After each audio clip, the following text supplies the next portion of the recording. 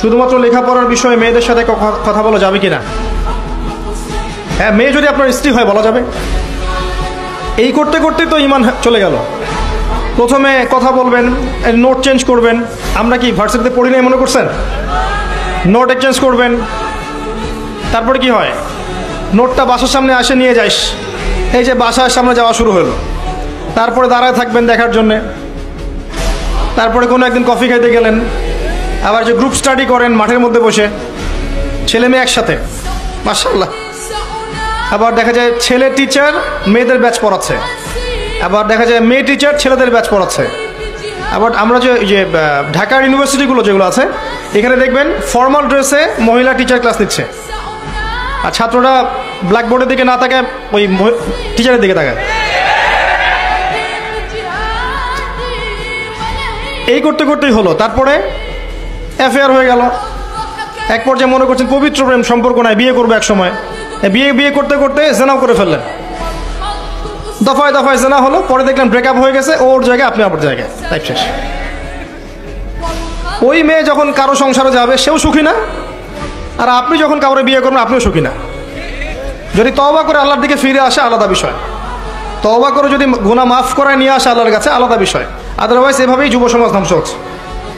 ছেলে বন্ধু পাতান, মেয়েরা মেয়ে বন্ধু থাকেন। আপনার মেয়েকে আপনি মেয়েদেরকে মেয়েদের স্কুলে পড়ান, মেয়েদের কলেজে পড়ান, আর ছেলেদেরকে ছেলেদের কলেজে দেন, এটা ভালো হবে ইনশাল্লাহ।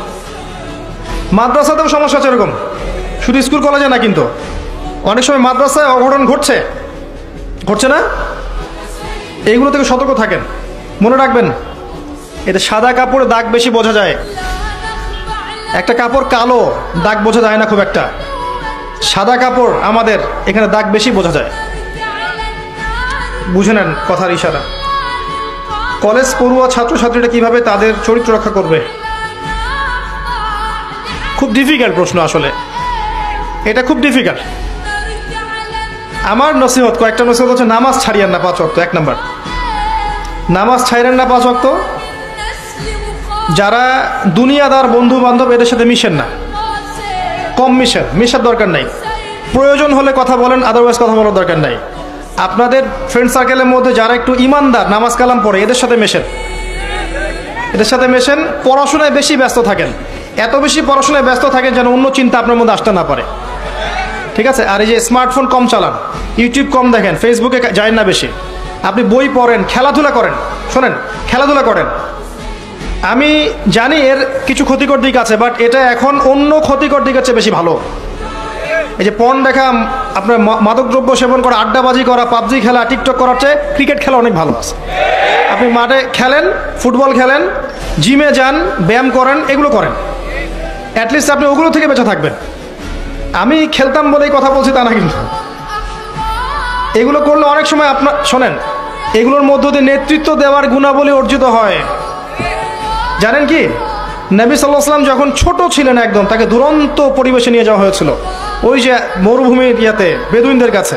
সেখানে তিনি ভাষা শিখেছেন, খেলেছেন, শারীরিক গঠন শক্ত হয়েছে। খেলাধুলা করেন, তাও ভালো, ফুটবল খেলেন, এমন খেলা খেলেন যেটাতে আপনার শরীরের কসরত হবে। তাই বলো যে অনলাইনে লুডো খেলতে বসে যান না,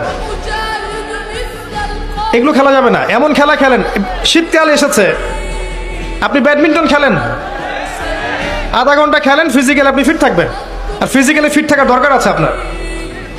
শোনেন, যারা খেলাধুলা নিয়মিত করে, আধা ঘন্টা 1 ঘন্টা করে, এবং এই খেলাধুলার সময় আপনার যেন নামাজ ছুটে না যায়, কাপড় যেন সতর নষ্ট না হয়, খেলতে খেলতে জিকির করা যায় না, সুবহানাল্লাহ আলহামদুলিল্লাহ বলা যায় না, যাবে, জিকির করতে পারবেন আপনি খেলেন, শারীরিক পরিশ্রম করেন, দেখবেন আপনার শারীরিক কসরতের কারণে আপনার ঘুমটা ক্লিয়ার হবে, এবং আপনার ক্ষুধা বাড়বে, খাবার রুচি বাড়বে। আপনি খাবেন বেশি, তখন ব্যায়াম করবেন, ফিজিক্যালি স্ট্রং হবেন, এবং ঘুমাবেন ক্লিয়ার, মাথা ফ্রেশ থাকবে, তখন পড়াশোনা করলে মন বসবে। এগুলো টিপস আমাদেরকে দেয়া হয়েছিল ছোটবেলায়।